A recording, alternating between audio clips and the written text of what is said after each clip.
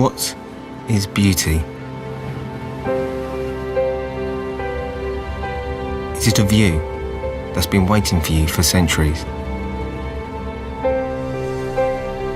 A setting that gives you goosebumps when you see it for the first time?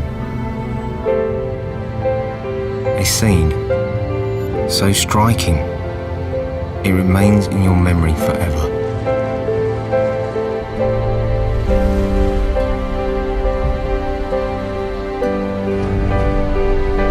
Is it a moment that stops you in your tracks and leaves you in awe?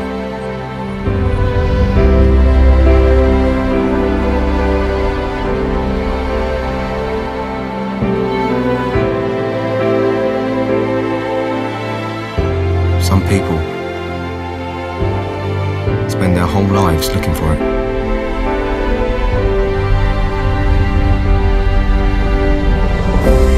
When you open yourself up to it, suddenly you find yourself in a place where true beauty isn't something you'll ever see.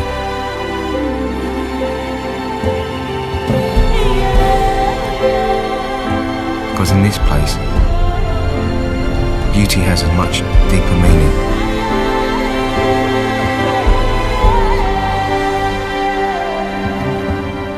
Which is why, when you meet South Africa, you will reconsider what you think you know.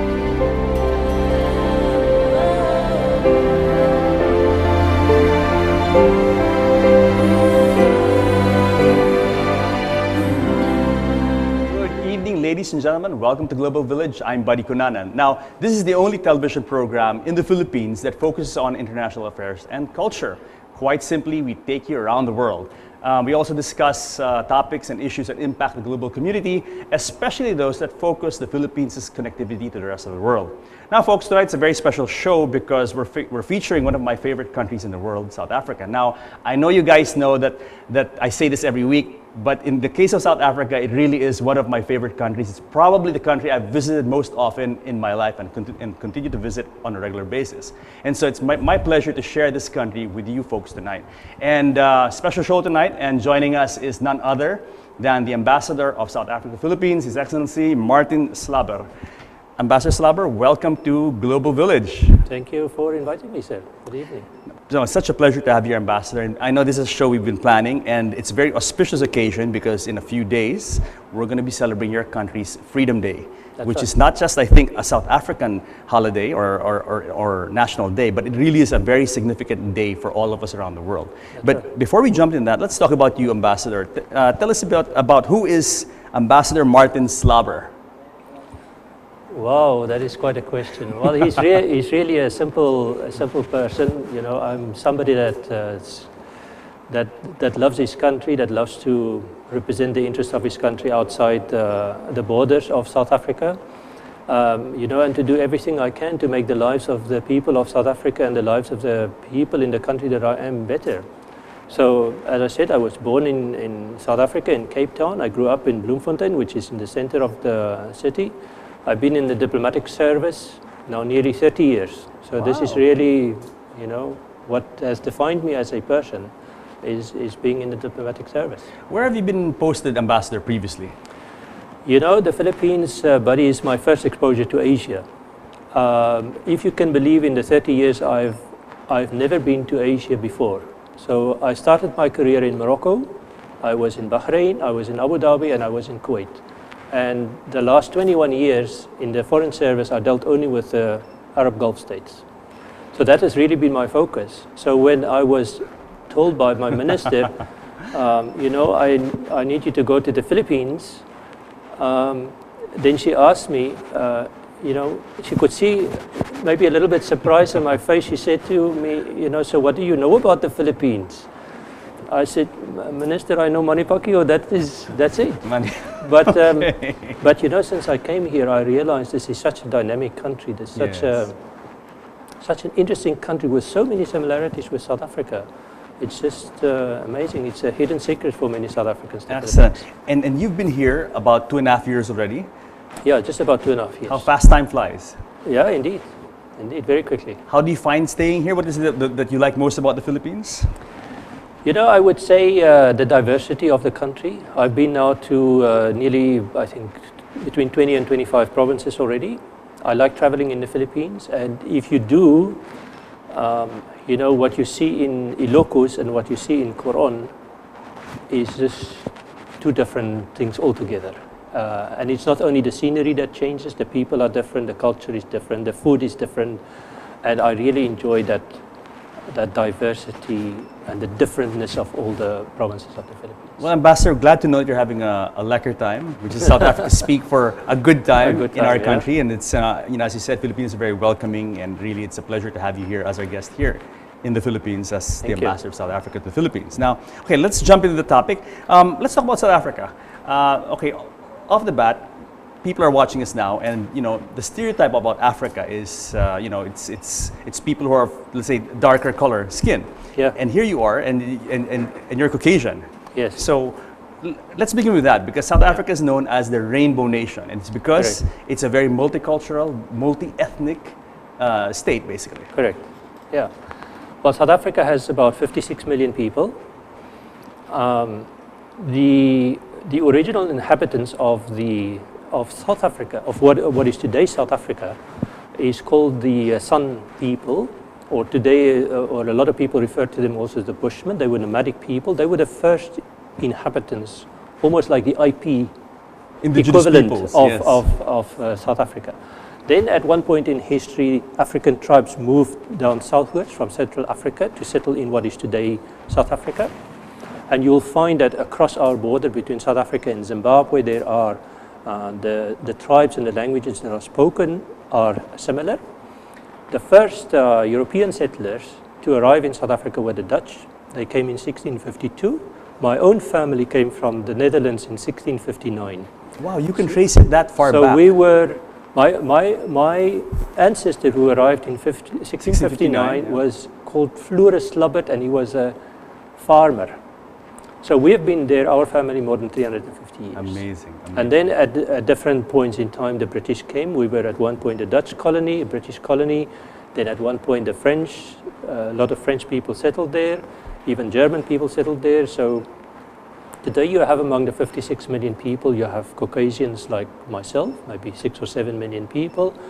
The British, when they controlled South Africa, they brought people from India to work on the sugar plantation. So we have about 2 million people from Indian descent. The Dutch, when they were there, they brought people from what is today Indonesia to live there. So their descendants are still there.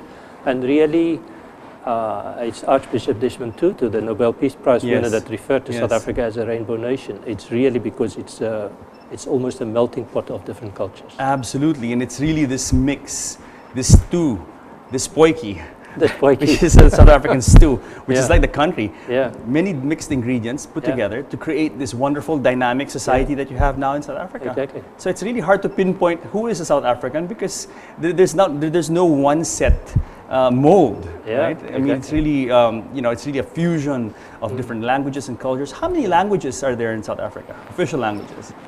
Official language is 11. Which means that if you are a member of parliament, you can speak in any of the 11. Wow. It is translated simultaneously. If you are a South African, you can write a letter to a government department in any of your 11 official languages and expect a response in that language. I have to say, though, that most people speak English. Yes. So most of your official correspondence will be in English, but that is a right. But in addition to the 11th, in our constitution, there are 26 languages listed by name that must be protected and promoted. They are not official, all of them not official languages, but they are constitutionally protected. These would be languages like Arabic, you know, because there are maybe 2 million Muslims in South Africa. A lot of them speak Arabic. So Arabic is a language that has constitutional protection in South Africa. I'm not sure if you're aware, Ambassador, but you also have a small, you know, Filipino community in the Cape. Yeah. You know, these Filipinos apparently in the 19th century, in the mid-19th century, were traveling from the Philippines to Spain, and they stopped in the Cape of Good Hope, in the Cape Peninsula. They saw it so beautiful, got off, Yeah. settle down. And so apparently, you know, if memory serves me correct, there's one of the prettiest little towns on that Cape Peninsula, which is Cock Bay, was actually founded by Filipino seafarers who settled there. Now, there I learned something about my own country that I Yes, didn't. and in fact, occasionally you go walking around Cock Bay and you meet people of Philippine descent, and they have distinctly Philippine surnames, like Kabakungan, which is a very, I mean, you cannot mistake that surname for anything but Filipino. Yes. And I have actually met some people with the surname Kabakungan, and I said, how did you get here? Oh, because my great-great-grandfather came from the Philippines. So can you imagine that? So aside from this mix, you even have from far, far away, you have Filipinos who have actually settled in South Africa from way back when. So maybe what we should do in that case is ask for an amendment to the Constitution to include Tagalog as one of the languages to be promoted. No, lovely. Okay, so let's talk more about the country. As you said, very diverse. And how is it to manage? When you say you put all these people together and, you know, different cultures, different languages. You said if you write someone in the government in one of the official languages, he or she must be replied to in that same language. This must be a huge undertaking just to make things work and get things going. Yeah, it is difficult. It is complicated. It's also expensive because a lot of your services you have to duplicate. But people, you know, Buddy, they feel strongly about it. People of different communities, of different cultures, they feel strongly that their language should be protected.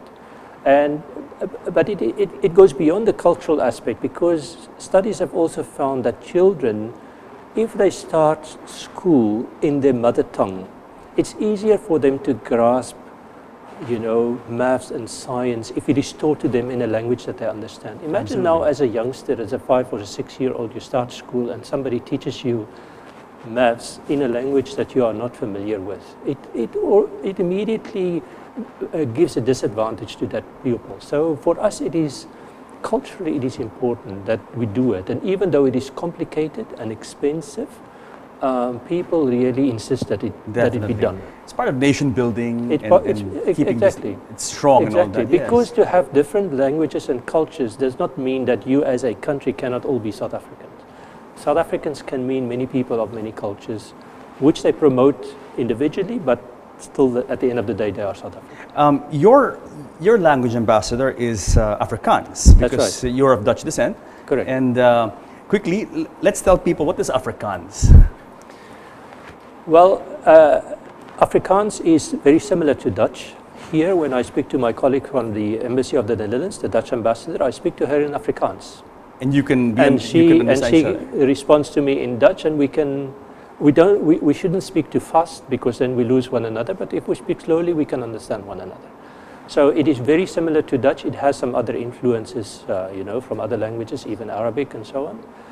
But that is the basis of the language. Yes, because this is the language that the Dutch settlers, as you mentioned, your ancestors in 1659, they came over, and this is the language they brought over. Correct. And as we know, language is a very fluid, you know, concept. It's not something that stays static, especially back then when people were separated by oceans and tens of thousands of kilometers. No. Yeah, and today it's a scientific language. You can go to university, you can study in the Afrikaans language, even medicine. You know, you find textbooks in medicine in Afrikaans language. So it's a very well-developed language today. Yes. Form of government, I understand that the parliamentary capital is in Cape Town, and the government center is really in Pretoria, which is the capital of the country. So you have a parliamentary democracy. And your head of state is also the head of government in your case. That's correct, yeah. Anything, the next elections are going to be held soon, I think? Yeah, let me just perhaps mention something interesting about the capital city of South Africa. You know, in 1910, South Africa became a union, and 2 British colonies and 2 independent Boer republics amalgamated. And at that time, it was decided to sort of distribute the power. That's where the system comes from the parliament in Cape Town, the administrative capital in Pretoria. But at that time, they decided the Court of Appeal should be in Bloemfontein. Interesting. And the National Treasury should be in Pietermaritzburg, which is in KwaZulu-Natal today.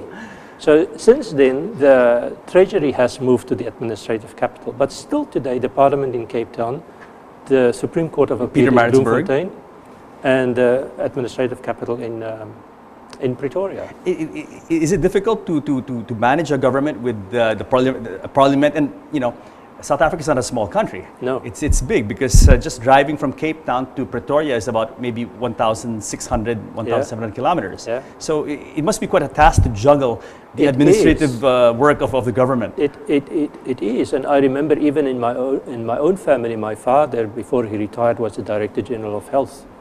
So during the time of the parliamentary session, he would live and work in Cape Town. But he would have to shuttle to and fro, but then there would be housing for people like civil servants in Cape Town, which a part of the year would just stand empty. My younger sister went to school for 6 months in Cape Town and 6 months in Pretoria because of this. How interesting. And I guess this really reflects the history of South Africa. As you mentioned, it's a balancing act between many different peoples and cultures put together. Exactly. But all in an effort to create a harmonious, cohesive state. Exactly. Ambassador, we have a pause for a break, but when we come back, we're going to talk about Freedom Day, about Nelson Mandela, and a little bit more about South African history. Sure. So guys, stick around because more of South Africa when Global Village returns.